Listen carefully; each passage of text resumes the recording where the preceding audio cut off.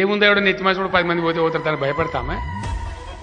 కాశారం బాగానే ఎవడు ఉంటే పోతే పోతాడు, ఏం పెద్ద ఫరక్ పడుతుంది నాకు అర్థం కాదు.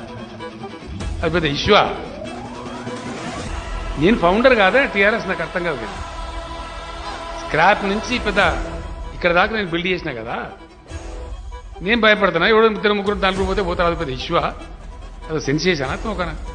వాడు పోతే మన మించిన వచ్చి పోటీ చేస్తాడు, గెలుస్తాడు. ఏమున్నదాన్ని ఈ దిక్కుమాలి గివ్వితోని కేసీఆర్ని భయపడిస్తారా? నాకు అర్థం కాదు. కేసీఆర్ కన్ఫ్యూజ్ అవుతాడా? I will again go back to the people. అతను ప్రజలు లేకపోతే కదా నేను భయపడేది.